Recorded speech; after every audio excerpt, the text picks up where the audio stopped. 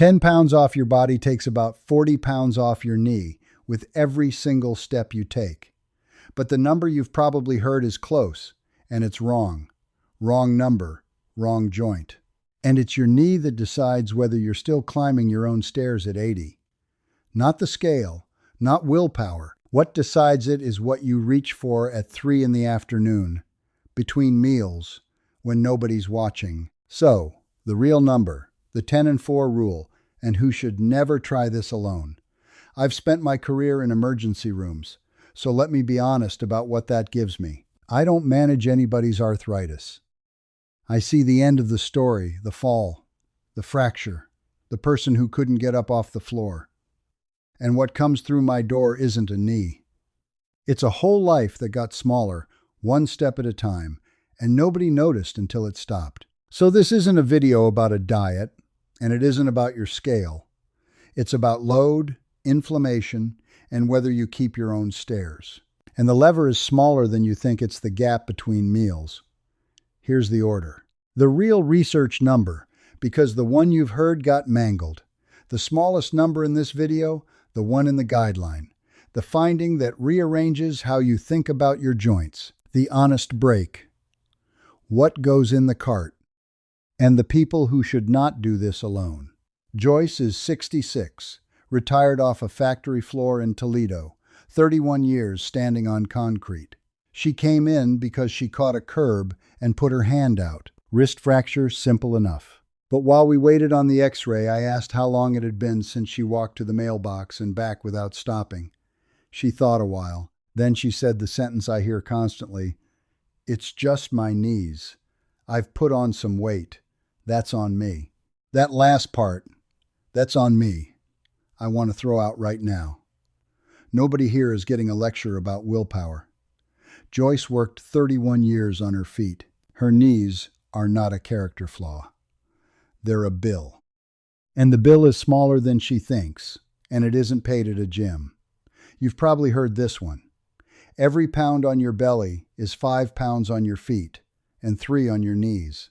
And it comes from something real. It just came out the other end of the telephone game with the wrong number on the wrong joint. Here's the actual work. Stephen Messier's team at Wake Forest took 142 overweight and obese older adults with knee arthritis, ran them 18 months, and actually measured, while they walked what happened to the load through the knee as weight came off. What they found, published in Arthritis and Rheumatism, for every 1 pound of body weight lost, the load through the knee dropped by about 4 pounds per step. 4, not 5, and not on your feet. The knee, the joint that gets replaced. The joint that's the reason more than half of everyone with knee arthritis eventually ends up in an operating room. Now, 4 is smaller than 5. So why do I care about 1 pound? Because once it's your knee instead of your feet, the whole meaning changes. Your feet hurt. Your knees decide. 4 pounds a step doesn't sound like much either, until you multiply it by a life. Messier's group ran that math too. For 1 single pound you lose, the accumulated reduction in load through that knee comes to more than 4,800 pounds per mile walked. 1 pound, nearly 2.5 tons less per mile. So run it for 10. 10 pounds off is about 40 pounds less on the knee every step and roughly 48,000 pounds less compression per mile per knee. And now the number I want you to keep. It's the smallest one in this video, and it's the one with a guideline behind it. 5%. That's it. The American College of Rheumatology and the Arthritis Foundation, in their 2019 guideline, strongly recommend weight loss for knee arthritis, and the point where the evidence starts showing up is a loss of 5% of body weight. Not 30, not a transformation. 5% of 200 pounds is 10 pounds. In the Wake Forest work, that 5% came with roughly an 18% improvement in function. And the guideline is explicit that it keeps getting better from there. But it starts at 10 pounds. That is not a diet.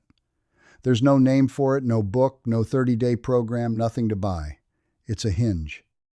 And it runs the other direction too, which is why I want you to hear it now instead of in 10 years. Same relationship, reversed. For every 11 pounds gained, the risk of developing osteoarthritis climbs around 36%. 11 pounds. That's not a collapse. That's a slow year. If you send someone one piece of this video, send them that one. Not because it's dramatic, because it's small enough to be true. Now, let me break something, because if you walk away thinking this is all about load, you'll make a predictable mistake. There's a paper in Arthritis Research and Therapy, and I love it mostly for the title, Metabolic Factors in Osteoarthritis. Obese people do not walk on their hands.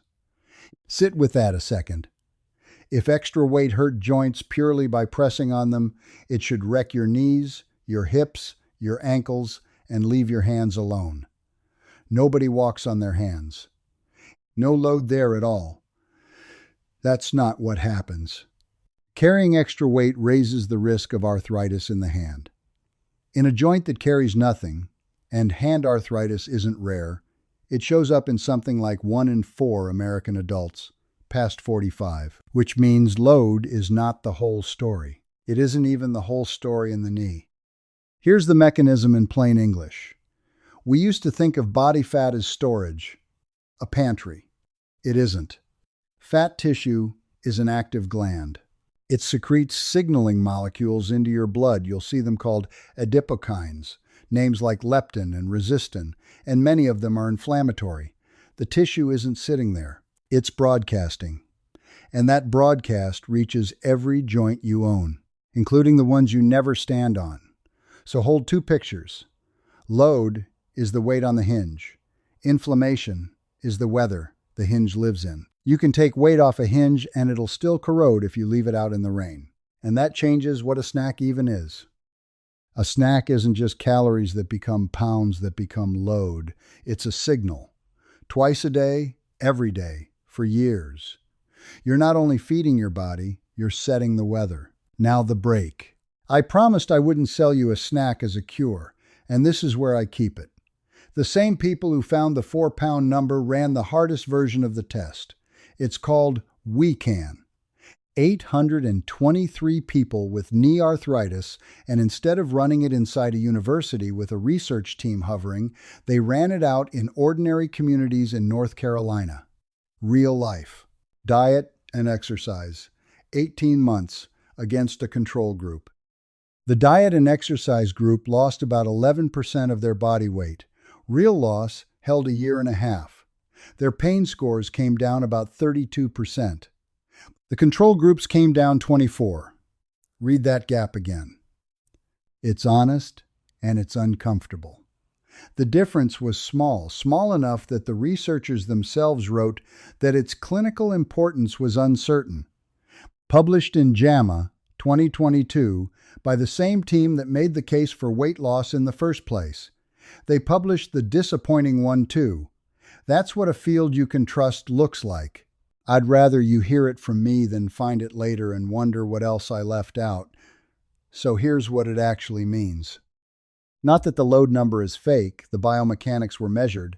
They're not in dispute. It means pain in an arthritic knee is not a simple function of pounds. And it means diet and exercise together, sustained for years, not one or the other, and not for 6 weeks. And it means changing what you reach for at 3 in the afternoon is not a treatment for arthritis. It's the only piece of this you can start today, and it's the piece that still works after the motivation is gone. Those are two different claims. I'm making the second one. So, what goes in the cart? First, throw out the framing you've been handed, because no carbs, no sugar has never once described how a human being actually eats. It isn't a rule, it's a purity test. And purity tests have one outcome. You fail one, and you quit the whole thing. Here's the rule instead. 2 numbers, 10 grams of protein, 4 grams of fiber. That's a snack that holds. Not no carbs, protein, and fiber, because those are the 2 things that slow you down and talk to the hormones that tell your brain you've eaten. Protein triggers your satiety signals. GLP-1 is one. The same pathway the injections everybody's talking about work on. You're doing it with food. And together they beat either alone. There's a nice piece of work on this. 14 grams of protein paired with 5 grams of fiber produced about the same appetite response as 24 grams of protein by itself. The fiber let the protein punch 10 grams above its weight. 10 and 4. Now let's go shopping, because this has to survive a real store. Eggs. 2 of them, 12 grams of protein, and they cost almost nothing. Plain Greek yogurt, plain, the tub, not the fruit on the bottom cups, which can carry as much sugar as a candy bar. 15 to 20 grams a serving. Throw raspberries on it and there's your fiber. 10 and 4, twice over. A handful of almonds, a handful. An ounce, 6 grams of protein, 3.5 of fiber. Nuts are not a free food. Buy the small bags at Costco instead of the barrel, because your hand is not a measuring cup, and neither is mine. Roasted chickpeas. Hummus with peppers. An apple with peanut butter. Yes, there's sugar in the apple and 4 grams of fiber, and it's fine. A tuna pouch. String cheese. Any Kroger, any Walmart. It's boring on purpose. Boring and repeatable beats perfect and abandoned. And here's what the snack lists always miss. It isn't the snack, it's the sauce. Plain grilled chicken is one thing. Chicken drowned in barbecue sauce is a dessert wearing a chicken costume. Now I know, some of you have heard the eat your vegetables first thing before and think it isn't realistic. Fair. So take the version that fits an American life. You don't have to force down a bowl of spinach at 3 in the afternoon. You have to have one thing with 10 grams of protein within arm's reach at the moment you're actually hungry. The failure was never the snack. It's that the only thing in the house was in a bag. Now the part that's a genuine ER visit, and why I'd never stand in front of a room and tell everybody to cut their carbs. If you take insulin, or a sulfonylurea, the older diabetes pills, glipizide, glyburide, glimepiride, and you go home tonight and seriously cut your carbohydrates without telling anybody, you can put your blood sugar through the floor. That is not theoretical. That's the shaky, sweating, confused person who arrives by ambulance. If they live alone, it can happen while they're asleep. Here's how seriously the people who do this on purpose take it. In supervised low-carb programs, sulfonylureas are often stopped before the diet even starts, and insulin gets cut by half or more. That's how big the effect is. Now hear the other half, because it's the important half. That is a decision your doctor makes with your numbers in front of them. Never you, never me, never a video. This is a phone call. Before Monday, not after. Same conversation if you're on a water pill, a diuretic, because changing what you eat moves your fluid and your sodium and your potassium along with it. And if you have kidney disease, don't let anyone, including a well-meaning video, talk you into loading up on protein. How much is right for you is a number your kidney doctor sets. None of that means the 10 and 4 rule isn't for you. It means your version of it gets set by somebody who can see your labs. And some things here are not a weight problem at all. Lose weight, the joint feels better, is fine, right up until it's sitting on top of something that needs a doctor today. A joint that is hot, red, swollen, and comes with a fever is not arthritis, getting worse. That is an infection until proven otherwise, and it needs same-day evaluation. Not next week. Sudden, severe pain and swelling in one calf, one leg, not both. Over a day or two, that's a possible clot. It gets looked at today. And if you're diabetic and you find new numbness or a sore on your foot that isn't healing, that goes on the ladder too, and it climbs fast. So here's the ladder. Mild, stable, nothing new. Write it down. Bring it to your next visit.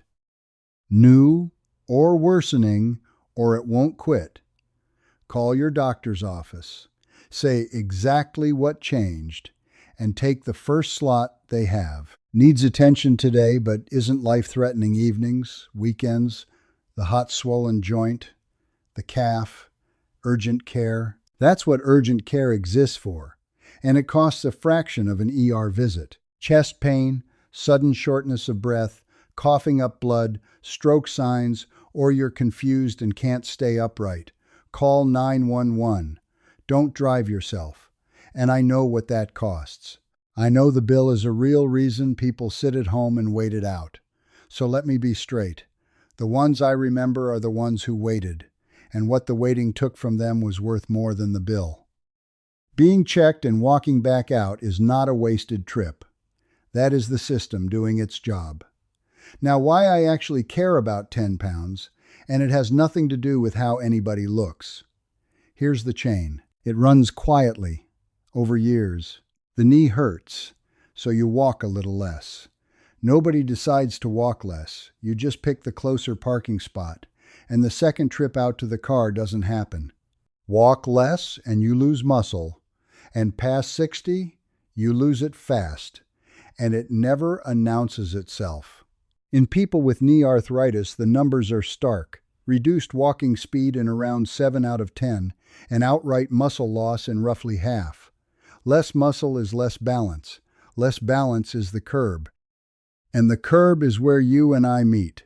That's the whole chain. Knee, walk, muscle, balance, fall.